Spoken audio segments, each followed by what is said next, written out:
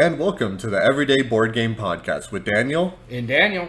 And today's our board game breakdown episode. And we have a special guest with us. We have JohnD Clair. Hey, how's it going? Good. How about you? I'm great. What a great introduction to kind of awkwardly pacing, Yeah, of course. Yeah, so we've had a number of guests on, and we truly enjoy seeing the background of it. What we bring our guests on for is to go over their whole catalog of games, and to see how their game design has evolved over time, and kind of like a walk down memory lane as I describe it. And so this I feel is fairly different compared to most interviews that happen. But John, you're over in California, right? Southern California. I live in Los Angeles, yeah. Yeah, in LA. How's life treating you? How you been? Well, it's a weird year, so it's weird for everybody, I think. Yeah. I live in the suburbs of LA. I'm in the city of LA, but about as far to the edge of the city as you can get. So there's mountains right behind our house, and I've had the advantage of being able to, get outdoors and run in the fire roads and stuff along in the foothills in the mountains and stuff, and bike up here. So I haven't felt too cooped up. A lack of board gaming with friends in person, though, is still an itch that isn't scratched. But right, yeah, playing games online does only a little bit, but it doesn't get you there. Yeah, it's not quite the same. Yeah, like tabletop sim. Not the same. Yeah, it's okay. I feel like the same way because we're out in the middle of the desert. But now we're confined to home because this is our third or fourth day in a row that's 108 degrees out. Yeah. So we're okay. We got to stay inside. So it broke 100 this weekend for us, but I think 102 or something. Oh so, yeah. We're hitting. I think we're staying over 100 through. And what people don't realize weekend. is where our temperature is at the airport, where we take our national temperature, and it's about 25 miles outside the city. So with all the asphalt and everything, it actually makes it 110 degrees in city. Yeah. I hope you guys have AC, right? Refrigerated air is a beautiful thing. We've been surviving without it. We have a portable one in the living room set up with fans, but that's it. The rest of the house isn't. My office isn't AC'd. I got the fan going, but it's all right. Yeah, I know. Our house does a good job of staying cool for the first half of the day. The attic captures a lot of the heat, but by 4 p.m. it's just it's a sweat fest in here. But yeah, I can you just have to sit in front of the AC and like you're riding a chopper. You're just spread out, absorbing as much as you can. I got a fan by my feet below my desk to just blow up air at me. I got the fan for the ceiling coming. So yeah, the cross circulation. Yeah, you need that. That's awesome. So one thing I've noticed, and we're about to get into it right now, but I have a quick question. So I've done game design before as well, and of course you're a game designer. From a lot of the designers I've been talking to lately, they've been using this time as an advantage to you're at home, can't really play games too much. Why not work on them? Have you been working on anything lately, or is that the same for you, or are you just trying to not go stir crazy? I've been working on a bunch of stuff. Several new designs and several expansions I got a mini Space Base expansion and then a regular size expansion for Space Base. Oh, nice. Cubitos, which is a game coming out later this year, I've been working on the first expansion for that. Still doing development work for Dead Reckoning. I designed in this lockdown period. I designed the solo mode, the campaign mode, or refined the campaign mode, and have done a 2-player co-op mode for it. Oh, cool. As well as just regular playtesting. And then I've got several new games in the works. Yeah, awesome. It's been both more productive and less productive than usual in some ways. I found I'm surprised how busy I am and how much I've actually not succeeded at getting work on new game designs done. I would think I could just crank out a new idea every 2 weeks. Not even close. But at the same time, I feel pretty good about 2 new designs I'm working on, and I've got another 2 more in the cooker that I'm gonna hopefully get alpha tests by myself done sometime this week. So very cool. Yeah. Sounds pretty good. Yeah, and then so you brought up Cubitos. We'll be talking about that here very shortly, as well as Dead Reckoning, because we love giving the Kickstarter previews in this show. Sure. As well as congratulations on the success of Dead Reckoning. Yeah, thus far. Thanks. Yeah, it's on a good start. What are we at right now? We are on day 7. Yeah, 300. And about 390. 390. Yeah. 390,000. Yeah. And only a weekend, huh? Wow. It's good. Yeah. Almost 390. Yeah.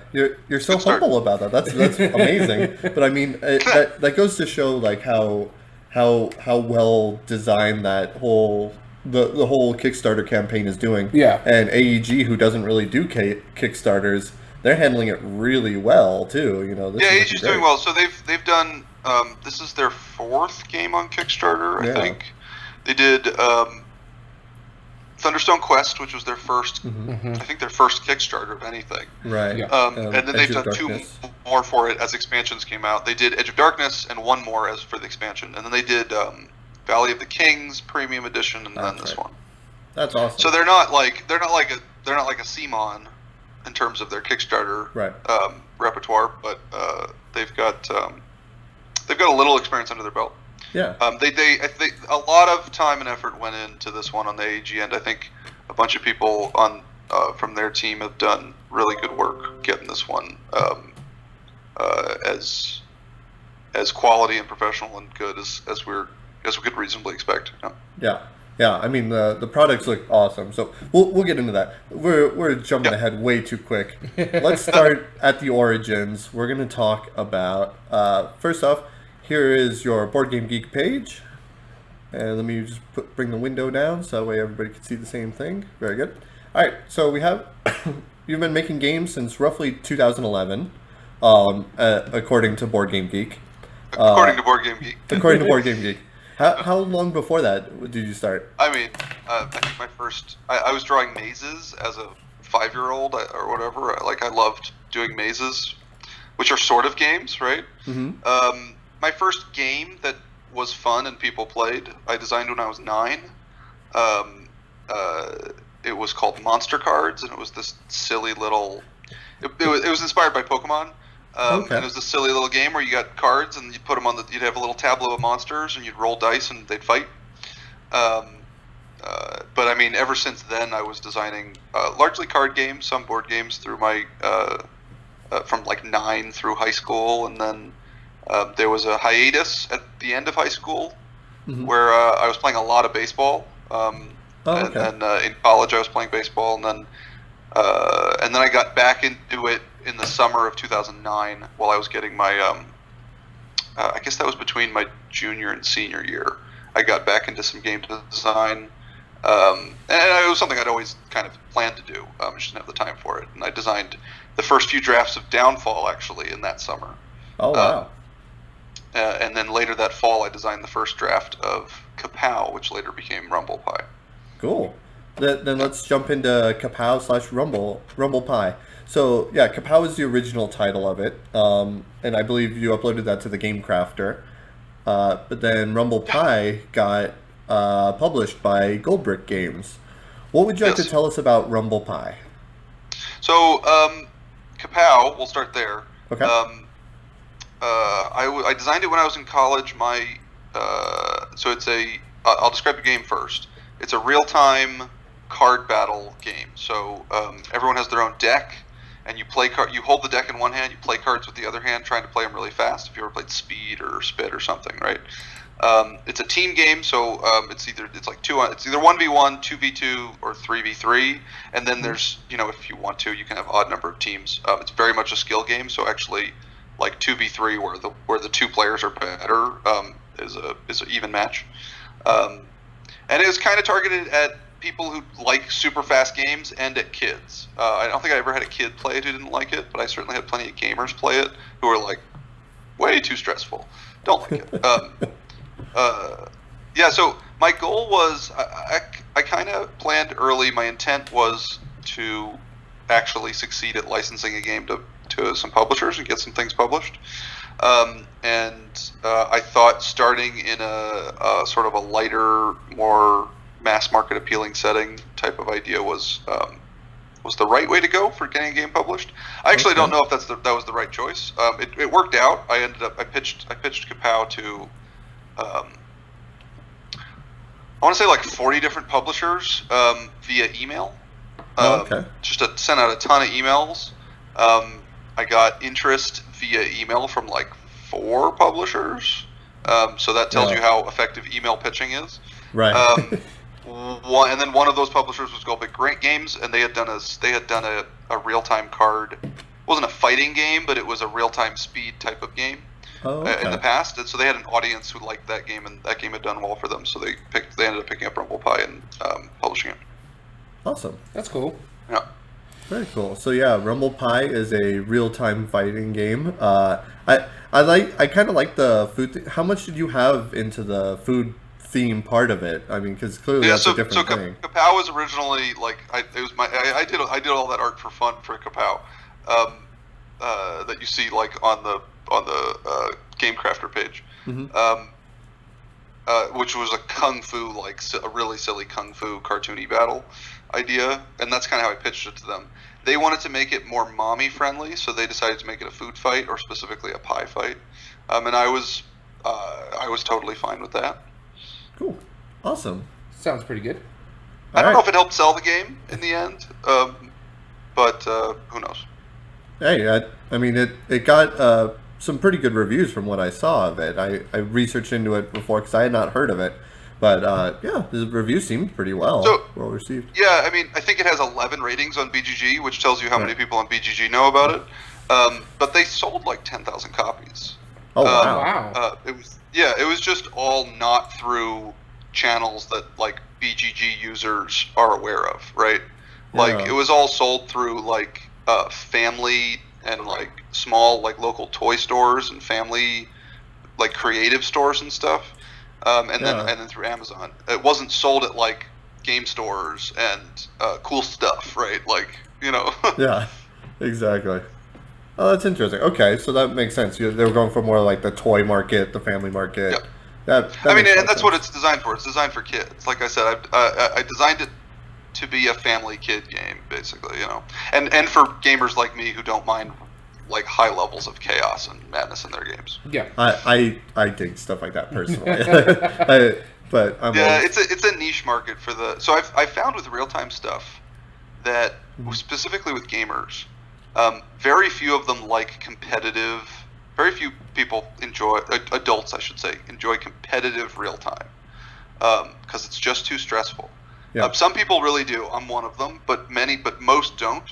However, real-time co-op can do really well. Yeah. So, like Queen Games Escape, or Renegade's Fuse, those are super popular games that are real-time stressful. But as long as you're on a team and it's like the game is putting the stress on you and not the fact that your opponents, your opponent across the table is doing it, is like a whole psychological change for people, and co-op is much more enjoyable if in a real-time setting. That's an interesting outlook on it, but yeah, I mean that does make sense because I can see how popular those co-op real-time games are. Like King Klinko really has a thing going, you know, because of stuff like that. But you can't really name any modern board games that are real-time, that are competitive that have done that well, right? Yeah, there certainly are ones that are like popular in certain niches. Yeah, right? But yeah. Yeah. Did you used to play Speed back in the day too, like with a deck of cards? We called it. We played Spit, is what we called it. Oh, okay. Similar idea, a little bit different than Speed, and we played it. We called it Egyptian Rat Screw, I think. Or Egyptian War, which was also a quick game. Yeah, basically slapjacks with like more backstabbery. Yeah. That's right. Yeah, that was good stuff. All right, I'll give it to my co-host to go on to our next one here. So the next one, rumor has it that one of your later games, Edge of Darkness, was the originator, but they're like, we like this card crafting mechanism, so let's do this first, make a game out of this before we do all the big stuff. Is that true with Mystic Vale? It's a rumor that is partially true. So what happened was I designed Edge of Darkness. guess starting in 2013 maybe was when 2013 is when the very end of 2013 is when I first had the idea for card crafting. Okay. And that through several iterations over 2014 turned into Edge of Darkness, which I pitched then that fall and got a lot of interest from several publishers, one being AEG, who I ended up going with. Edge of Darkness was a bigger, more complicated game. Mm-hmm. So it was, and AEG had to figure out how to do plastic cards to begin with. Yeah. I mean, very few companies that did them, and in most of the cases, they were not the quality AEG wanted. So like Gloom, everyone knows about the game, or Gloom was a popular game, right? But those cards were, first of all, Gloom's an expensive game, right? It's like $25 for a card game. For just cards, right? It's a reasonably expensive game. I think they print with an American pub printer, and the cards are black and white, with just like red coloring, I think, right? Yeah. And what AEG wanted was they wanted higher quality full art on the plastic cards, right? And there really weren't too many publishers who had done that, right? So they kind of need to figure out a new process to doing it. And then it was just a bigger game, a lot of art for that game. So in the process, so they're like, okay, but we really like the card crafting concept, and we think it could be a line of games. We think we want to do more games in that line with that mechanic. And I was like, well, I plan to design more with that system. I think it's a good one too. I think there's a ton of design space there. Yeah. So I went back to the design board and started working on some other ideas I'd had for that. One is specifically, they said we want to follow up Edge of Darkness with maybe a lighter game that uses card crafting. Okay. And it turns out the design of Mystic Veil just came together really quickly, and I was able to show it to them in like April of 2015. And they liked it, and they're like, actually, this one's in good shape. And Edge of Darkness still has a lot of production and development work to do. So maybe we'll do this one first. And then Mystic Veil sort of jumped it on the priority list. It wasn't so much that it was designed to be done before Edge of Darkness. It just happened that way. Okay. That makes sense. Yeah. I Mystic Veil, I think I was won over by it really well, because at first, I'm sure you've heard this plenty of times before, but like when the card crafting system became a thing at first, I'm sure there was a lot of people saying, oh, well, this is probably a gimmick, right? Which, at first glance, who knows? It might have been. But then when you play the game, it's like, no, there's a game here. Yeah, there's a lot of depth into it. Yeah, and I like it because a lot of my gamer friends, you can tell, at Mystic Veil, it's like, well, do you like Splendor? It has aspects of that into it. Do you like Dominion or Deck Builders? Yeah, it has a lot of aspects to it. But then you also have like stuff like Push Your Luck, which a lot of people are familiar with. It takes a culmination of a lot of different mechanisms that I haven't seen combined before. It certainly got people saying it's just a gimmick. I think there's two complaints for Mystic Veil that always I try to let people's opinions are their own, and that's fine, and I don't want to say they're wrong, of course. But there's two opinions that I kind of push back on with Mystic Veil a bit. Yeah. That it's a gimmick. It's functional and it matters, right?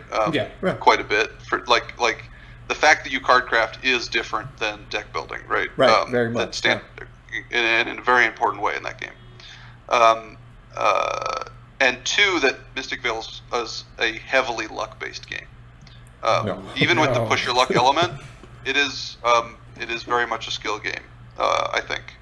Absolutely. Yeah. Yeah, no, I don't disagree with that at all. It's very skilled. The push your luck, all it is really if you're going to bust or not. That's all that's into it. It adds a fun bit of tension. Yeah. And it does get called a push your luck game, and I don't think that's wrong to call it that, but it does maybe obfuscate a little bit because people will misinterpret it from what they usually think of as push your luck. Because in Mystic Veil, right, you lay out your field, And then usually the decision is, do I play the top card or do I just stick with it? And it's not like how much do I want to push, like in a game like Can't Stop or something, right? Yeah. It's like, do I want to just play this one more card and stop, or am I good where I'm at? And that's it. Like, very rarely do you like push, you intentionally like, okay, I'm going to keep going, and I'm going to keep going, right? Right. Like, usually it's like, I'm just going to play one more card and then I'm done. Right? Yeah. And it's more along the lines of like push your luck. You're pushing to try to win. This is just trying to see how these cards are going to work for you. Yeah. Yeah, and I like it because like unlike other unlike games that are like random chance press your luck, like ones that are just like deal a card, the fact that you're crafting your deck, what you're building, what it's capable of, how much you've mitigated, the I'm forgetting the term, but the overgrowth, what's the decay. The decay, yeah. You know how much you're mitigating it and where they lie and what you're seeing. So it makes it a much more valuable decision than I think it can be given credit for. Which is awesome. Like, so it does a lot of different things than Edge of Darkness does. They're totally different games. Yeah. I mean, the only similarity really is just the card crafting. Yeah. So that's awesome. And now, how many expansions does Mystic Vale have, give or take? Ooh, I saw that expression. We're on BGG. We could count it. I think it's 7, though. And then there's promos, but those don't really count. I think it's 7. Wow. Maybe 6. I think it might be 7 products, including the base game, and 6 total expansions. Yeah, and I saw on Board Game Geek that you're going to be coming out with... No, it is 7. It is 7 expansions. It's 7 expansions, yeah. Wow. Three small box expansions, 3 bigger box expansions, 1 Conclave big holder box expansion, and then the base game. Yeah. Did you design all of the expansions, or I designed all of them except 1 part from the big Conclave box, which somebody else designed. The totem cards that come in the big Conclave box were designed by somebody else. Oh, okay. Nice. Yeah, one of the AG developer designed those. Yeah. Very cool. All right, let's go on to yet another card crafting game, but still a very different game. Custom Heroes. Yeah, Custom Heroes is nothing like Mystic Vale. So Custom Heroes, actually, I started working on a game quite a few years before, probably around the time, like 2012 maybe.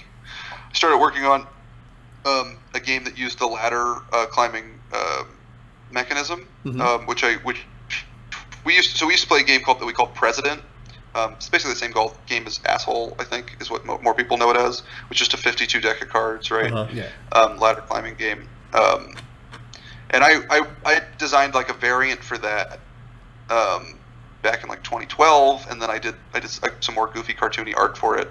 That one I never did end up putting up on GameCrafter though, but I pitched it to a bunch of publishers.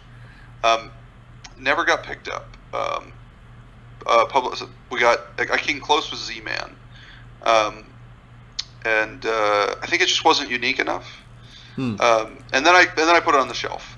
And then after Mystic Vale, I was looking, well, where else can I go with card crafting? And one simple idea I said, well, actually, this could blend interestingly with the ladder climbing system. And I could go back to that game I'd been working on before, but now I could infuse it with card crafting. And it would have that extra element of difference, and it could be pretty cool. That's where that one came from.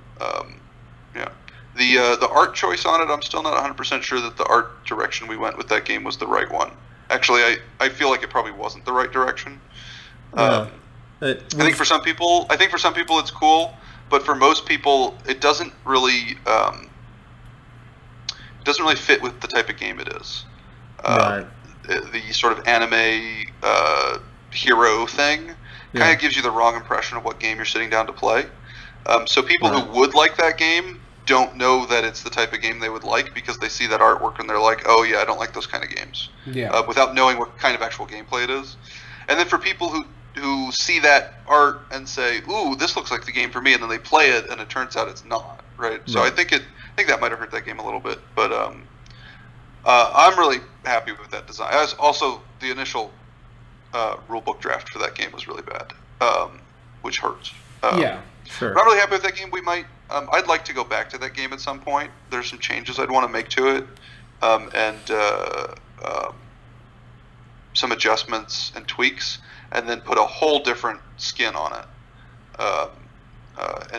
And it would be a different game, but again, leaning into a lot of the good stuff from Custom Heroes that I do like. That's awesome. Cool. Yeah, and we have one of our viewers just gave us a quick shout out. Glenn Andy said, "Hey, Danny and John." So we'll do that. We try to keep contact with all of our viewers as well. Through our chat as well. Yeah. Awesome. Sure, if they have questions, they can of course ask him. All right, so you heard it. If you guys have any questions, feel free to post it in the chat, and we'll read them out to John. As long as they don't totally derail us. Right. Yeah, exactly. Yeah, within reason. Within right? reason. Yeah. All right. So the next one on our list is probably my favorite game out of all the ones on here, and that's Space Base. I have so much fun playing this. The first time I ever played it was at a convention, and now we're missing on those. But yeah, I really had a good time with this game. Yeah.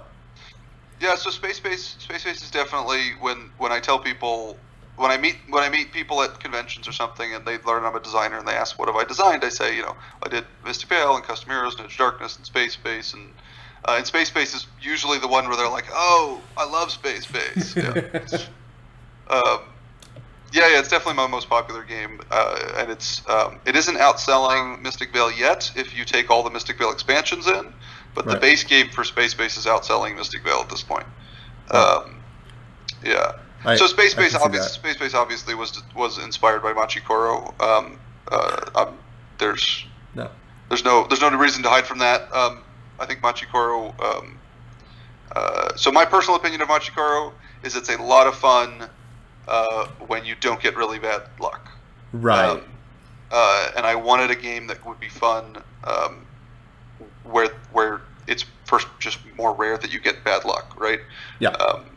I've played games of Machikoro where literally I don't think I made a single coin for the first 5 rounds of the game, right? It was just that bad, right? Yeah. And that's rare, and that's obviously rare, but Machikoro inspired in the sense that there was the core game system, which is also, you could say, inspired from Settlers of Catan, right? So Machikoro was kind of like using the dice system, right? But with the goal of giving more luck mitigation and more strategic variety. Yeah, that makes sense. Yeah, my wife, one of her favorite games was Machikoro. We've had it since 2015, and I appreciate when designers say oh yeah, this was clearly the inspiration for it, and this is what I wanted to do with it. And she begrudgingly played Space Base about 6 months ago for the first time because she's not a space fan. Sure. But I finally pulled her leg enough to do it, and that is now probably her new favorite game. So much to the point where so I have everything for Machikoro, and we played Legacy all the way through too. Nice. And we played Machikoro again maybe 2 weeks ago with my son for the first time. And she didn't like it that much. She was like, "It's not the same now. I can't." She was like, "It's unfortunately gotten taken down from her list because of Space Base." And well, that's not my goal, obviously. Right. And Machikoro deserves a lot of credit for a really good design. But yeah. I am glad to hear that people enjoy Space Base. Yeah. No, it's convert. What the good news about that is the fact that it's converting someone who's not a space game fan into that market, that it's accessible. Yeah, I mean, Space Base has a space theme, but it's a pretty themeless game, right? Right. In terms of the actual gameplay, yeah. Sure.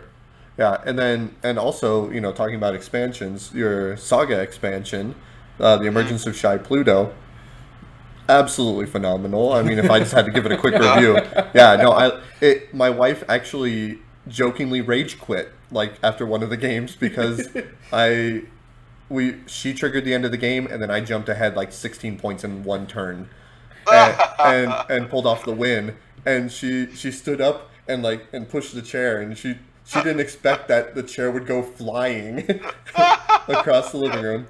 And then my son, who's 10, saw that and thought it was so funny. He stood up and threw his chair on top of hers. And she was just in shock because she was like, as long as it's joking. Right? Yeah. It was all in good spirits, but I've never seen her rage quit before and enjoy every bit of it as much as she did. It was awesome. So, the Shy Pluto was a kind of just the new content you get is I'm really happy with the new content in that, and my preference is to always play with it when possible. Yeah. But the choice to go with the with sort of a little mini campaign saga thing, was kind of an unusual choice.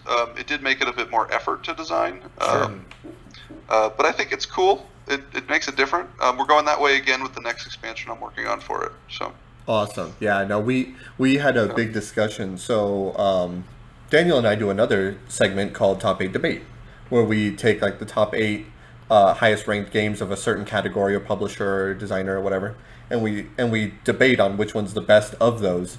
And Space Base actually got us to argue quite a bit because of one of our categories is replay value, and we're talking about number of expansions. And I said, well, Space Base is a saga. It has a number 1. It is implying that there is more expansions coming. So therefore, it's almost infinite replayable because we don't know how many there are. Sure. Yeah, and I got shut down pretty quick on that hypothetically. Yeah, very, very quickly. But that was good. So I'm glad to hear that the next expansion is going to be another saga line. I think that's actually a really inventive way to do an expansion. Oh yeah, no, I like that. Yeah, the big box expansion, however. What are your thoughts on the command station? Or no, is it the command? It's not the command station. Yeah, command station. Yeah, the big box. What are my thoughts on it? I mean, the only thing I did for that product was the 6-7 player little micro cards that come with it, rules for how to scale up to that. Because I didn't want to just add. I like the idea of adding a 6th and 7th player, but I didn't want to just say here's 6 and 7 because then everything is totally out of balance. Yeah. So I just did the balancing adjustment cards for that. That was my contribution to that product. Yeah. Oh, well, nice and easy does it, right? Yeah. Awesome. Then let's go on to the big one, Edge of Darkness. So we briefly talked about it. A very successful Kickstarter, absolutely monstrously big. A good friend of ours who games with us regularly, Dom. He did the whole Kickstarter, the whole shebang, and we played it. Wow, that's. Like, if I would describe somebody's like magnum opus, it's like, oh, this is the biggest game I'm making for a while. That's a contender. I actually really, really wanted that game to fit in a smaller box, and for any number of reasons, it didn't end up happening. I'm not happy with how big that box is because I think the biggest. The reason why I'm unhappy with it is it just isn't going to hit the table as often when a box is that big, right? Sure. You could bring when you have an armful worth of games that you can bring to your friend's place or to a game night, right? You could bring Edge of Darkness or you could bring 3 other games, right? Yeah. So I think that just causes it to get played a lot less, and it also creates this perception for a lot of people who haven't played it that it's a really epic, complicated game. While it's not a light game, it's not an epically complicated huge game, right? It's like a medium heavy Euro-y type of game, right? Yeah.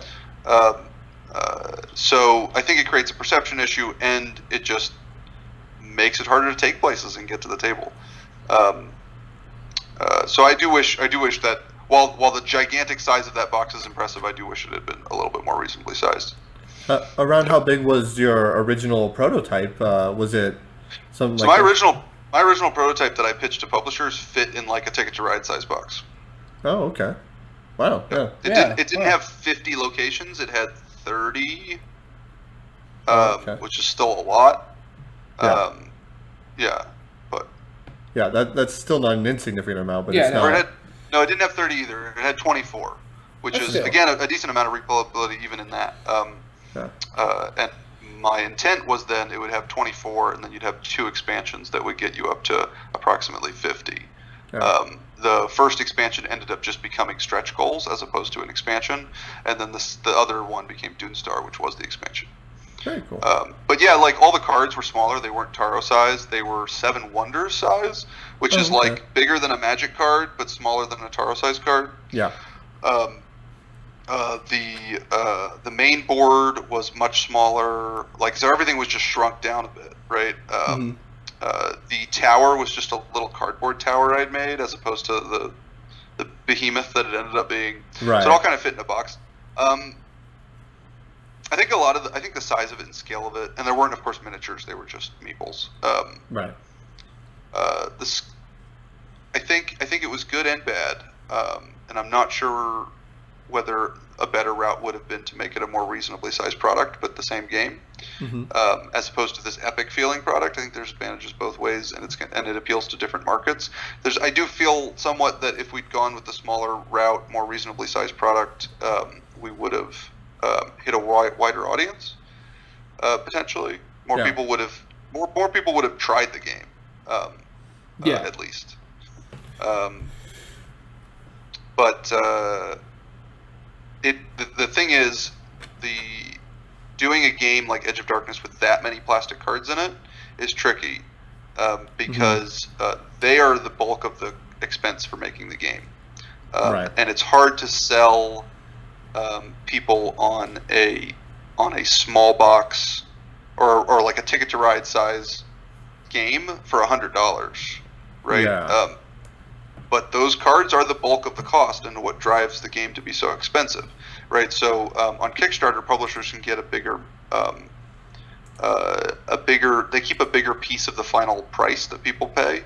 Whereas if you sell through a distributor, you get a lot less chunk of whatever the final consumer pays, right? Because the distributor and then the retailer take their pieces along the way.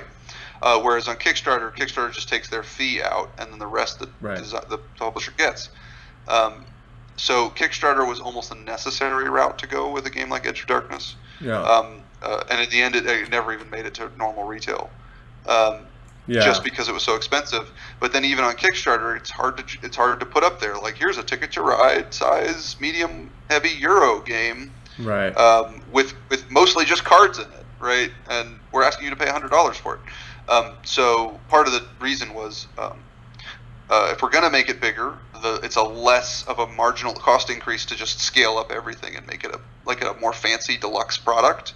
Right. That can justify the $100 price to many people, where the real cost actually is coming from the cards regardless. Okay, that makes sense. So it's kind of in a way a double-edged sword that, like, in order to justify the bulk of the cost, you almost had to make it deluxe. In a way. Kinda. Yeah. Yeah, interesting. No, I do enjoy this game, though. It just, I remember the first time I was playing it, it took us a little bit to figure out how every little moving part worked. But once we got going... Edge is probably... I mean, maybe Dead Reckoning is, but maybe not. I think Edge is probably still my most unique game design. Almost so much so that it's a little counterintuitive for people the first time they play. Because it's doing familiar things like drawing cards, playing cards, doing abilities, gaining new cards, but it does them all in such a different way than like any other game you've ever played. That for a lot of people, they have certain sort of heuristics and expectations of what a game like this should play like, right? And then it doesn't, so it ends up being kind of counterintuitive. No, but that you're smiling a little bit. You're like, but that's a good thing, right? Like that, it's good and bad. So if people can get past the fact that it's a little counterintuitive, it actually clicks and it's not that complicated. Right. Yeah. But if they can get past that, and then if they don't get past that, then they don't like the game, right? Yeah. So it's good and bad. For everyone that gets past it, it's a really unique game, and they're like, oh, this isn't that bad. And the people who don't, it's like, ugh, this never clicked for me, So double-edged sword, like you said. Another one of those. I do have to say I like the way the monsters work in that with the cube tower. Yeah, that was really intriguing. The original version, did it have three monsters and a triple split cube tower? Yep. Very cool. Okay. I was really happy with the idea of using the double-sided cards, where as you power up your side of the cards, you also power up the bad side of the cards. Yeah. They were like that. So one of the new games I'm working on actually uses that as well, but in a 1 to 2 player cooperative setting. Interesting. Yeah. Okay. So you're making a potentially solo 2-player co-op set. Okay. Yeah, it's a solo game that you can also play cooperatively with another player. Where you're deck building one deck, and it's got good cards on the front side of the cards and bad cards on the back. So you're making your deck better and harder at the same time, and trying to proceed through these different levels of the game. Yeah. That's interesting. That's honestly really intriguing. Yeah. Okay. You probably can't tell us any more about that because it's all being played. I mean, it's still very much in development. Yeah. Cool. Awesome. Let's move on to the next one then. We do have a quick question from Glenn Andy. He asked, "What is the status of Crumbling Kingdoms?" I've not heard of that personally, but I don't know if that's something we could talk about. Crumbling Kingdoms. No idea. I never did Crumbling Kingdoms is not one of my games. Okay. Then that answers that question. Okay. Crumbling Kingdoms. Yeah. Okay. Maybe it's an AEG game. I'm the wrong John Clair. Right. There you go. It's like that. How many duplicates are there, Like, all right, cool. Let's go to Ecos. So Ecos, the first continent, is one of the few I have not played, but I do want to get this. I do want to try it a lot. Yeah. Yes. I have played Ecos. It's a very interesting. You pull a token from the bag, and you announce what the symbol is. Everybody places it on one of their cards, and once you complete the cards, you can do the action that's based on it, or that it has. It's a very, in a nutshell, way to describe it. But you're building a central board. You have all sorts of animals, different landscape tiles. Tell us about Ecos. It's essentially an engine tableau builder where you're all communally building the same. I like to say communally and uncooperatively building the same landscape. Right. So you're cooperating to build the same landscape, but not for the same goals and reasons. This one was inspired by Rise of Augustus. Okay. Which is a game I wouldn't change actually. I have no complaints with that game. I think it's great, and I love the core system in that game a lot. And thought, I hadn't seen it been used much else, and I thought there was other cool ways it could be used and used in different ways. One of my favorite themes in games is nature themes, so that's why I chose to try that way, and it worked. I'm really proud of this design. I played this game a lot in the last year of development, and it is amazing how many different results the landscape can have and different routes that you can, like every single. There's 105 cards in the base game, and every single one of them is different, and the ways you can combine them and kind of make your strategy click is really different. I'm really proud of this one. I think it got good reviews right before Essen, and I think it flew a little more on the radar than I was hoping it would afterwards. But it is what it is. Yeah, I got a chance to play this. I think in March, right before the lockdowns were put in place. Yeah. I had like one last game night before we knew that we were gonna have to quarantine for a while, and this was on the list, and we played it. And so I like Rise of Augustus too. I was a big fan of that one. So I'm like, okay, let's see how this is different. And oh my gosh, I was skeptical at first. I'm not gonna lie, but this won me over. It works really well in how everything just plays off of each other. How long was this in development? You said 105 cards that are all different. How long did you develop this thing? When did I start working on this one? 2016, 2017 maybe. Probably 2017. I think I started working on this one. So at least a couple years. And then I shelved it. I shelved it for like 10 months. I don't think I worked on it much at all in 2018. 2017. I got it to a certain point, and then I moved on to some other designs and came back to it towards the end of 2018. Mm-hmm. I guess this timing's right. Yeah. And then I worked on it a bunch in the second half of, I guess it was the second half of 2018. Worked on it a bunch leading up to like sign off and when they hit the printers in March of 2019. Yeah. Very cool. Yeah. No, this was definitely a hit with our game group. Cool. Very much so. Yeah. I love the way how everything plays completely different, personally. Yeah, I still, like I said, I need to get to this table, but when I saw it coming through and saw some of the reviews, I'm like, I need to try this. Yeah. Cool. Awesome. All right. Yeah, it gets a little complaints for downtime, which I need to always kind of remember that myself, because I tend to play with me, and when I play test with the AEG guys, we're all really fast gamers generally. Sure. And I have to remember, like, that's not always the experience for a lot of people, where you have people who just take a little more time to make decisions and resolve things. So this game got more complaints for downtime than I expected it would. Right. So that's a lesson learned for me that I need to remember. As part of my game design. Yeah. Well, I mean, it's interesting because at first glance, it's technically everybody simultaneously putting the pieces down, but then you're also waiting on everybody before you can pull the next at the same time too. So it seems like it would be expedited. And there's this weird pacing thing, right? Where like they're actually like if the person pulling from the bag is on top of it, the game's kind of snappy actually, right? Because it's like, all right, you're done. All right, next one, bang. All right, next one. All right, you're done your ability. All right, next one, right? Yeah. But the person with the bag is kind of just like waiting to be told to pull the next one, and everyone else is waiting for them to pull the next one, and that keeps happening. The game kind of just slows down, and it feels like this slower experience. I'm not really sure what I could do to change that, because it's definitely like someone starts doing their abilities, it takes them 90 seconds to resolve a few abilities, but then they don't say they're done, right? And it doesn't get back to the person with the bag to know that like it's time to go, and everyone just kind of sits there for a bit, right? And they're like, "What are we waiting for?" Right? Yeah. That's an interesting outlook. It's something to it's something I need to try to remember.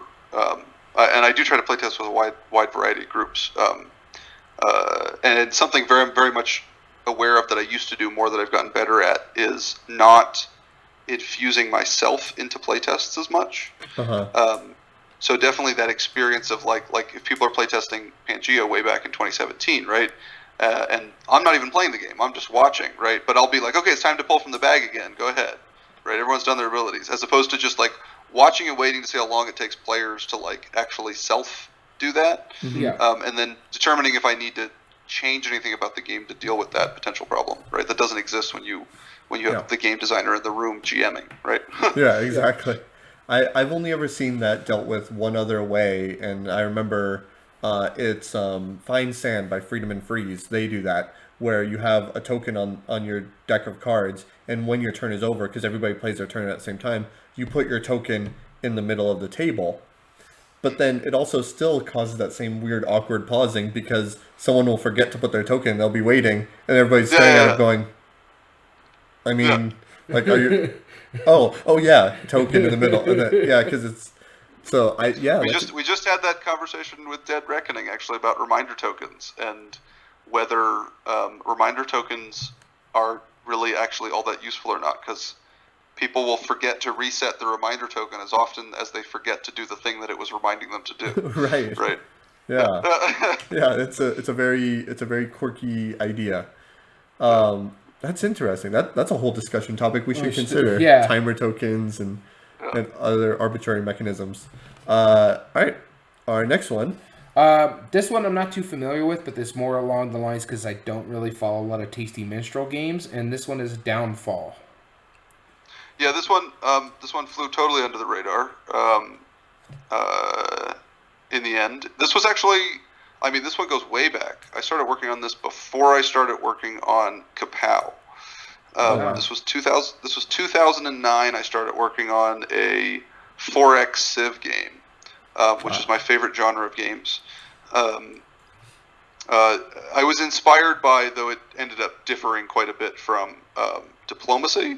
I thought I love the tactical nature of Diplomacy, And my intent was to extract some of the diplomatizing part of it and infuse more economics into the game, but keep the sort of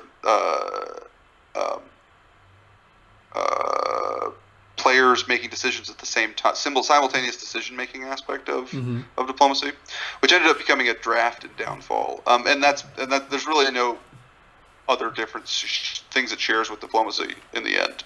Right. But yeah, so it was kickstarted by Tasty Minstrel at the end of 2017, I think. At the end of 2017, to a not terribly successful Kickstarter, so it ended up playing kind of under the radar a bit. And it also, so this one's a weird game because it's I really liked Downfall, right? And I've always loved it, and it's very much designed for me as a gamer. Maybe more so than any of my other games. I made decisions about this game that were like, well, a bunch of people won't like this, but I like it, so it's going in, right? Whereas with many of my other games, I'm like, a bunch of people won't like this, and even if I like it, I should probably change it, right? Because it'll appeal to more people this other way. With Downfall, it was like, no, I like it. This is how it's going to be. It's a very harsh 4X, so it's a post-apocalypse setting where the game is almost fighting the players as if it was cooperative. So the game is fighting you, but you're also on your own fighting other players.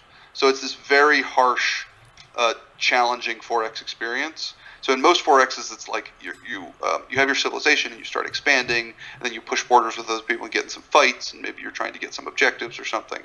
But you have this feeling of growth and expansion. With Downfall, you're constantly in this like back and forth. You're like, we grow a little bit, but then the game just like pushes us back, right? We try to grow a little bit, and then like game pushes us back, and you have to constantly be fighting that in this game. Yeah. Awesome. Oh, cool. That's Downfall. I'll have to look into this one. It sounds interesting. Yeah, like I can see how like from the reviews I saw of it that it definitely is like a Civ game, and I love the setting that they put behind it, but I can see how, like it's not like a simple card game, it's not like you have to have a set kind of gamer. It's a complicated, long game. It's effort to get set up, and it's a challenging, brutal game largely. There's some. I think the art they got and the graphic design is great. There's some other production things that I really ended up not being happy with, but you can't get everything. Yeah. Right. Exactly. Awesome. Let's jump back to AEG, and we're gonna look into the future now. Sounds good. And now is the one that is currently up on Kickstarter, which we got really excited when we heard about this. Oh yeah, pirates, that kind of thing. Yeah, because you were talking about 4X. I mean, this is described as a 4X pirate card crafting game. Wow, that's a lot going into it, isn't it? What would you like to tell us about Dead Reckoning, or like the history? How did you make it? Sure. Yeah. I'll start by saying that I think Dead Reckoning is my best design so far. And note, no, I use the word design, not game, because I think best game, it may or may not be depending on you, right? Yeah, right. For many people, Space Base will still be their favorite game of mine. For some people, Mystic Vale will be, right? Yeah. I'm not sure if I prefer Dead Reckoning or Mystic Vale, right? Right. Or even Downfall. Like I really like Downfall, right? Yeah. Very much designed for me. Aspirated, so. But I think it is my best game in many respects and overall. So Dead Reckoning, I started working on it in 2016. It was it came out of a conversation with the developer from AEG who worked on Mystic Vale, and we were talking about where to go next with card crafting, and he suggested they still actually had the rights and artwork for a lot of the 7th Sea CCG they used to do way back in the day. Oh wow. Okay. And they thought maybe a cool way to go would be do a card crafting version of a 7th Sea type of game. Okay. It ended up not being set in the 7th Sea universe, but it stayed Pirates in the end, and we got Ian O'Toole to do the artwork. But that was sort of the initial idea of me working on a pirate game. It went through quite a few iterations and changes over time to get to where it is now. This one, it's been in its current form for I would say since second half of since September 2016, so quite a while. Mm-hmm. But man, it went through some changes. It was sat on the shelf for a while, and then it really came together back in 2018, I think. Yeah, that's when it really we put a lot of work into it, and it's not wildly different than it was back in 2018. It's just been polished and polished and polished since then. Yeah. Yeah. So, I mean, in this game, it's been described as a 4X, which I don't think is wrong, but I would caution overusing that term for the game. Sure. It hits all of the 4 X's, Mm-hmm. but it does so in a way that most people don't expect from a 4X. Right. So when people think of 4X, they think of Twilight Imperium and Yeah. Civilization and Age of Empires, Eclipse, right? They think of not Age of Empires, the board game, but they think of like an empire expanding across lands, and you are that empire, right? You're just a ship in Dead Reckoning, right? You're just a ship of sailors trying to amass treasure, and part of the amassing of treasure involves placing, basically dropping camps of your guys on these uninhabited but resource-rich little islands, and digging up treasure there and foraging for goods and stuff.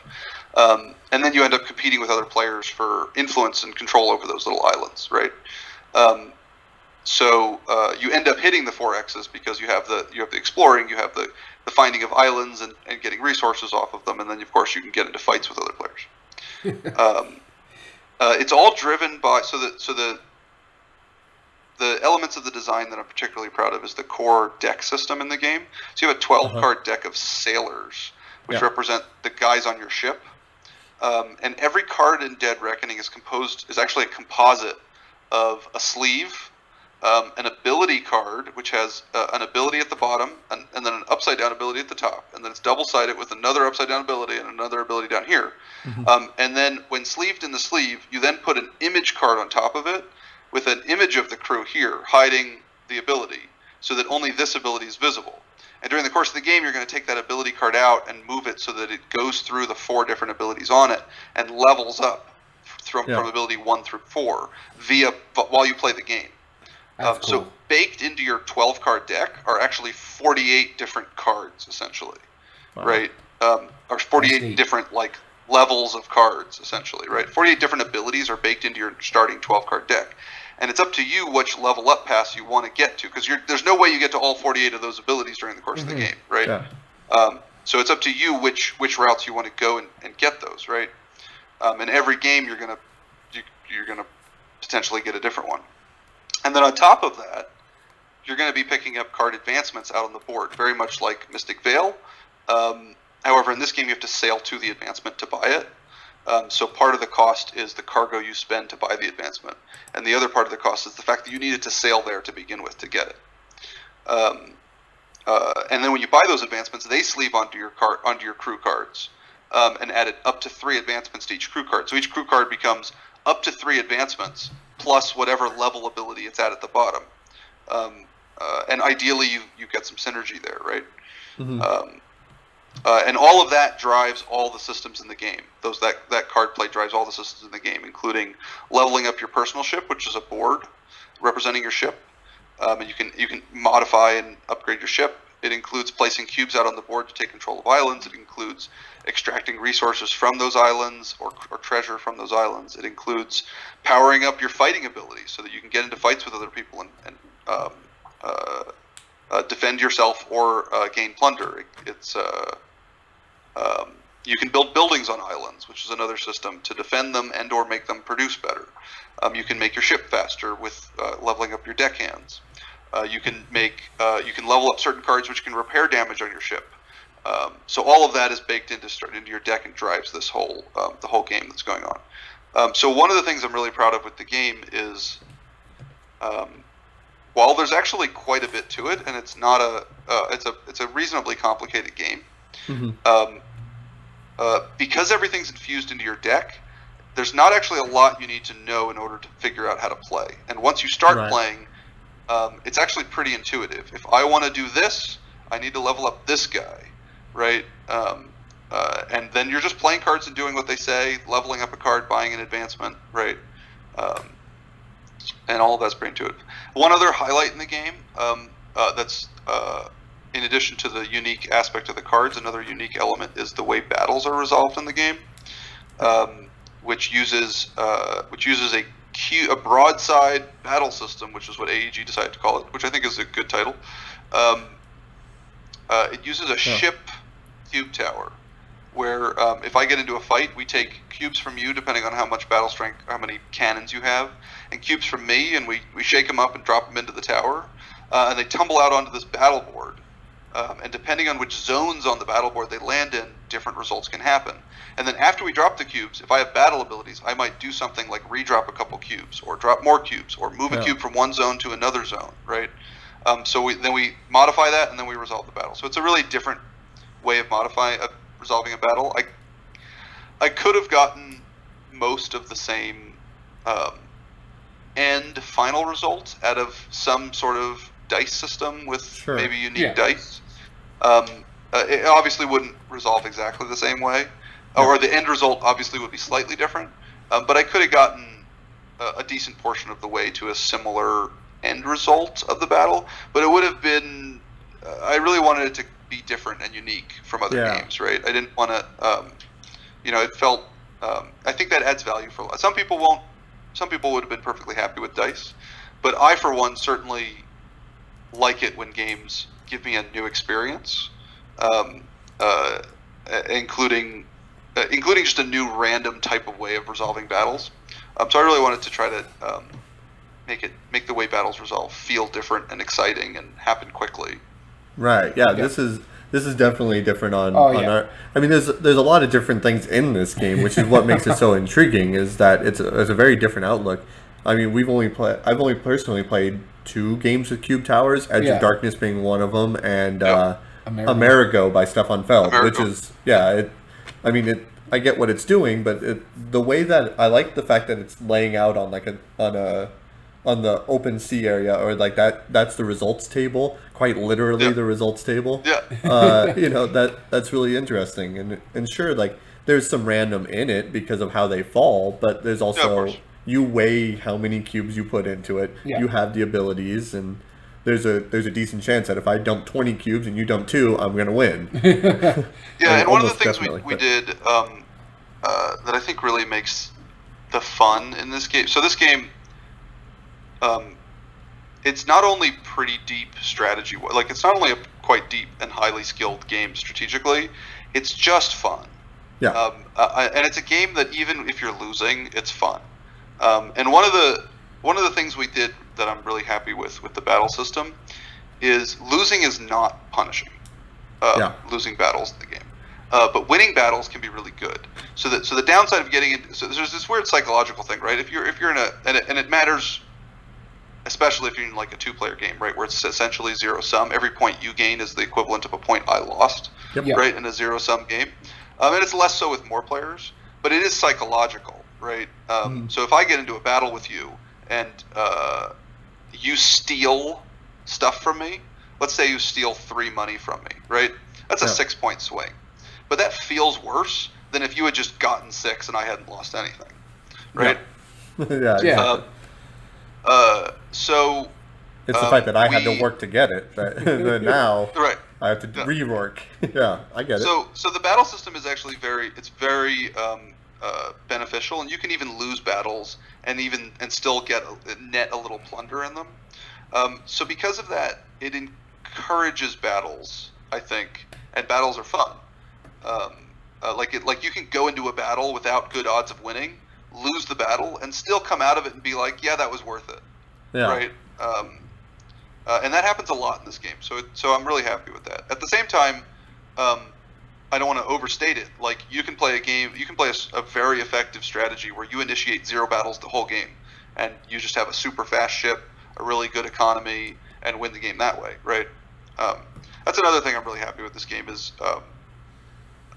it's got a lot of avenues to victory and depth of strategy that like, even when you play it the first time, it becomes evident that you're like, there's a whole bunch of things I didn't do that I could have done that also look quite effective and good, right? And you're constantly in that space of like, well, I have 5 good options and I have time to do 2 of them, right? Right.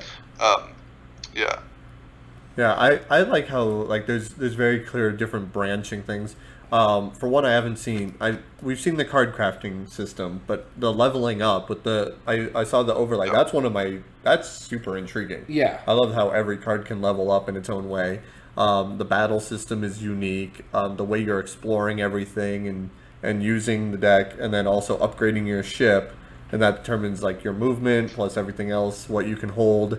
This is definitely one of the most unique designs I've seen in a long time. I don't have anything to compare this to. Yeah. So maybe that's probably a good thing. It's definitely hits on quite a few unique elements, which I'm really happy with. Yeah. Awesome. Cool. Very cool. Is there anything that you want to tell people who are like maybe on the fence of backing the Kickstarter? Is there anything that you want to tell them that might sway them otherwise?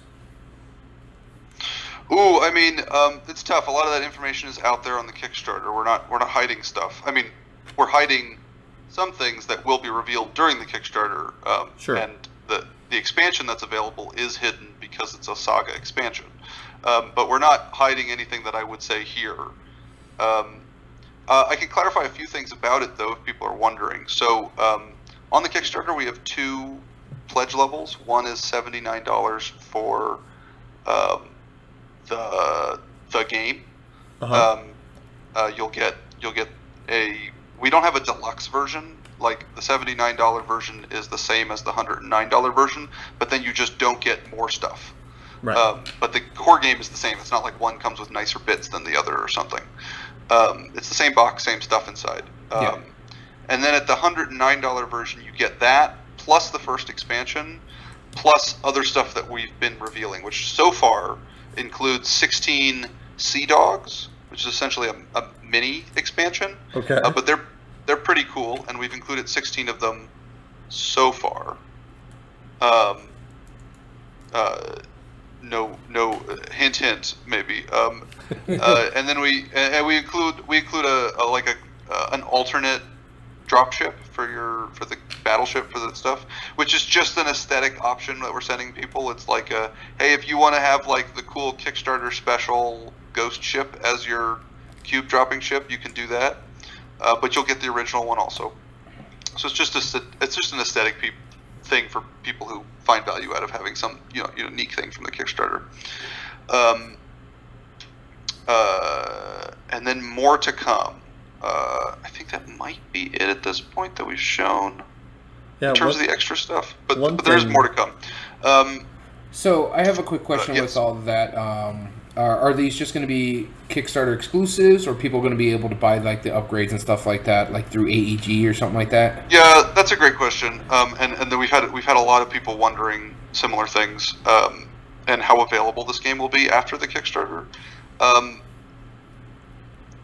In my dream scenario, this game would be widely available, and we would be able to publish it through retail channels. Okay. And I really wanted them to be able to do that, but it just doesn't cost feasible, unfortunately. So they do. It will. They've put in the FAQ, and what I talked with them about the plan is a plan to make it available to brick and mortar retailers to buy direct from AEG. Okay. So again, AEG's that's financially doable for them because they're not going through distributors, so they're cutting out the middleman cost. so they can do it that way. But the only retail option you'll have for this game, outside of this Kickstarter and conventions where you buy direct from AEG, or future Kickstarters of Dead Reckoning, will be local retail stores that choose to buy direct from AEG. Okay. And have the option to. I'm not sure if they're restricting it to some select retailers or not. So it's I don't want to say it's none of it's Kickstarter exclusive, but all of it is very limited availability after the Kickstarter. Gotcha. You can be pretty confident that we will have another Kickstarter at some point for this. It's the same thing we did with Edge. I will be working on and finalizing another expansion for this game. Did we lose him? All right, give us one moment. The microphone cut out, and I can't quite hear John. John, are you able to hear us? Okay, now you're back. Okay. All right, sorry. Something detached from my computer, I guess. No. And I lost that. Okay, we're back though, right? Yeah, Yep. yeah, we're back. Okay. So I'll be designing and finalizing another expansion at some point for this game, almost for sure. It's possible things change. It's always possible, but it's very likely. And that when this game reaches the initial backers, we'll have a second Kickstarter for it where people can have a chance to again pick up all of this stuff then, as well as the newest expansion. But then they'll have to wait some number of months to get the game then, right? So if you want this game when it reaches backers or shortly thereafter, the best way to get it would be to back it. Cool. That includes the expansion stuff, the other content that's on there. None of it is exclusive, but again, it'll be pretty limited. Things like the Ghost Ship and the Sea Dogs expansions, they might be sold through the AEG web store. Don't quote me on that. I don't know. That's up to AEG entirely whether they think that's a good decision or not. Mm-hmm. But there could be some stuff like that would be available. Okay. Yeah. Cool. I have one last question for this, and I don't know if it's been clarified in the Kickstarter or not, but will the ship be able to store in the box built? Yes. Yeah. So we've planned out the storage solution for this game. There is no insert. Okay. But the stuff fits snugly in the box, and is designed to almost act as an insert itself. So like the ship tower, once assembled, you won't have to disassemble it, and it gets its own little protector box. Okay. The player chests are designed to store all of the cubes for the player and their achievement tokens, and then those stack in a corner. The advancements come in advancement boxes, which is actually used for the game because they hide what advancement is coming next. Right. But those have little lids, and they go in the box and fit snugly. And then something we revealed recently on the Kickstarter, the other resources get little telescoping boxes that can double as storage containers for the tokens. And then when you're playing, you can take the lid and the bottom and put them on the table as token trays. And then those fit snugly in the box. So everything sort of fits in there as a storage solution and protects it all. Okay. That's smart. That's brilliant. Yeah, we had one of our big topics that we did a couple weeks ago was best and worst inserts in games. That was we got some people riled up for that. That's great to see the game components actually fixing that solution, so you don't even need the insert. That's cool. Yeah, I actually really want to we did that with Ecos where we gave people token trays in the game for the little bits. We didn't have the rest of it wasn't, but it was the rest of it is just cards which you can rubber band and tiles. But I kind of like that approach, and I kind of want to think about that for a lot of my future releases. About like we did that with Cubitos, which we'll talk about in a sec, where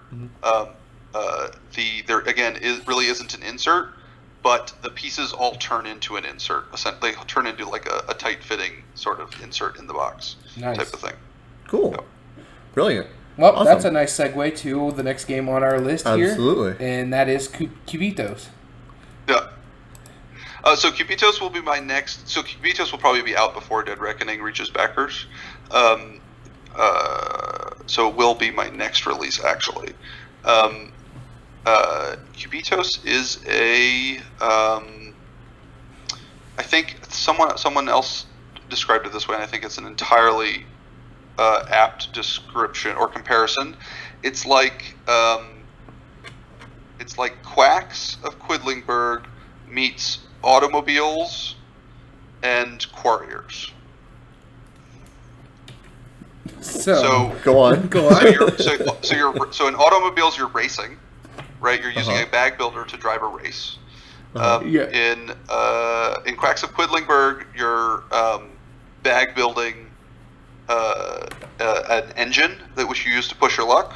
Right. And in Quarriers, you're bag building dice, which you then roll to resolve effects and stuff. So it does all of those things, except minus the bag. Okay. Yeah. So you've got a player board, and your dice. It works exactly like a bag builder, actually, in the sense that you have a draw pile, and then you have a roll zone, and then you resolve abilities which go to a discard, and eventually, when your draw zone runs out, you put your discarded dice back into your draw zone. But your draw zone isn't a bag; it's just a zone where you keep dice, and you get to pick what you draw. But otherwise, it's kind of like the experience of a bag builder. But you draw a hand of dice, and then you roll them. And the idea is these dice all have generally the dice vary. The dice all have like one or two sides that aren't blank. Okay. So you'll get a die that has 5 blank sides and one side that gives you a money, right? And another die that has 2 little icons on it on one side and another side, and then 4 sides that are completely blank. And you're going to be rolling these dice, and when you start by rolling a bunch, and anything that came up blank misses, and anything that came up as a hit, you put into your little active zone, and then you can push, and you take all the dice that missed, and you roll them again, right? Okay. But you're going to bust if everything rolls blank. Oh, okay. So the re-rolls, as long as you hit with at least one die, you're good, and you can keep going. But if you roll everything blank all at once, you bust, and you don't get to use all the stuff that you'd so far hit with on that turn. Or you could just pass and take what you've got. So it's got that push your luck element. Okay. Now, if you stop and you don't push, then you get to use, or you don't bust at least, then you get to use the dice in your active zone, which give you like money and stuff, which lets you buy more dice. It's kind of like, I guess Quacks is the best. Quacks or Automobiles is the comparison here. I guess all 3 actually apply in this case, including Quarriers. So there's types of dice which come with ability cards, and every game you could use a different ability card to represent that die. So the orange die will have an icon on it, and whenever you roll that die, it does whatever the card for this particular game that you're using says. And you'll have a setup of 8 of these different dice abilities out there. So you can buy new dice and they infuse into your dice. And all of this is to drive little racer guys who are running around a racetrack and trying to win a race. Okay. Yeah. That's certainly intriguing. Yeah. This is like your first dice game, really, huh? Space-based. Yeah. Could be described as a dice game. Yeah. Yeah. But this is my first game where like it's about the dice and rolling a ton of dice and stuff. Yeah. I'm very intrigued. So, if you've played Shy Pluto all the way through, you'll see one similar mechanic in that, right, to this one, right, which may sound familiar to you if you've played it all the way through. I have, yes, and I know yes. I know what you're talking so about. Interestingly, that expansion inspired I was like, this mechanic I just added to Space Base could be just a game in itself, right, and then that became Cubitos. That's awesome. Yeah. Yeah. I'm intrigued on this one. Yeah. So, is there any information about its release that you can tell, or that it's just sometime this year? Well, it was originally going to be a Gen Con release of this year. Okay. Which would have been in like a month, right? Right. But there is no Gen Con. Everything got moved back. So I think it's going to be just a regular retail release. The last I heard was end of October. Subject to change. I haven't heard anything. I haven't actually had a conversation with the AG folks about specific timing in a little while about it. Before the end of year is my guess, but it could be early next year. Okay, sounds good. Any idea on price or components?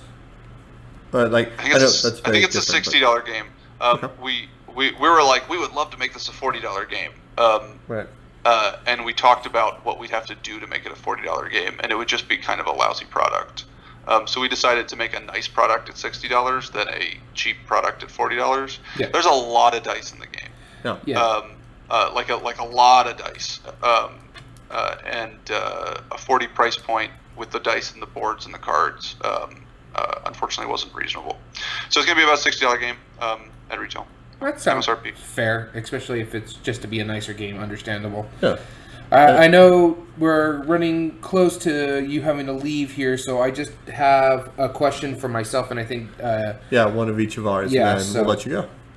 My question is, what game that you have designed that do you wish had more love? Oh, interesting.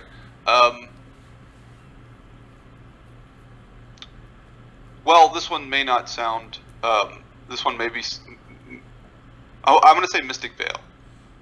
And that's a quite popular game, actually. Right. It did pretty well.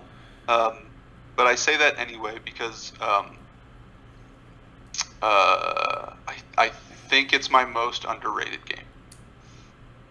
Fair. Yeah.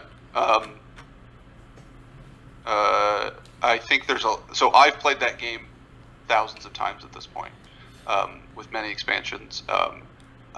There's a lot of depth there. I'm not sick of it at all, right? Like, and I do think a number of people came into it and had a experience where they felt it was too much luck, or they were initially turned off because they thought it was a gimmick. And I do wonder, since it was the first card crafting game, if released later, not as the first one, where we've kind of established this is not a gimmick, this is very much a real thing, that would have changed the perception of it.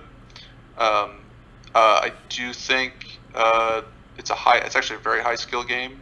And I think the fact that it got described as a push your luck game also meant a lot of people played it with the wrong perception to start. Okay. They were assuming they were playing a push your luck game, and while there is a push your luck element in the game, it's very much not a push your luck game in the sense that most people think of, right? Yeah.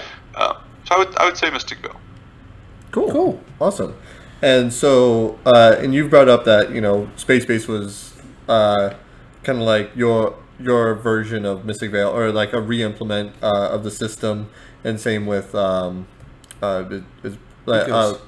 was like kind of like your take on Rise of Augustus. Rise of Augustus. I'm bad at my words. What are some mechanisms or other games that you would like to throw your hat into the ring and try and work with? What are some mechanisms or games that you find intriguing? So just this weekend, I printed out. I still need to cut out the alpha prototype for a new game that I'm working on. We'll see if it sucks or not. Have you ever played the Sid Meier's Civ New Dawn from Fantasy Flight? I have not. I have looked at it. Yeah. Okay, so they came out a couple years ago, and it uses this. Okay, so another example. Did you ever play like the Conan board game, or the? I have played the Batman implementation Gotham of... Chronicles one. Yes. Where it's got that like river of guys. Yeah. And you choose one, and it does its thing, and then it goes back to the start, right? Yeah. Okay. So in Civ New Dawn, you have this little river of cards, and they do different actions for your civilization, and you pick one. Depending on how far it is into your row, it's more powerful, and then it goes back to the start, right? And every turn you're just doing one card like that. I think that system is fantastic, and the way it's implemented in Civ New Dawn is merely one of a gajillion ways it could be used, and different broader games or tighter games that it could be used in. So I'm working on I'm using a similar system in a sort of a very light engine builder, like Splendor category type of, or Century Spice Road type of category of game, but using that system. Actually, that sounds intriguing.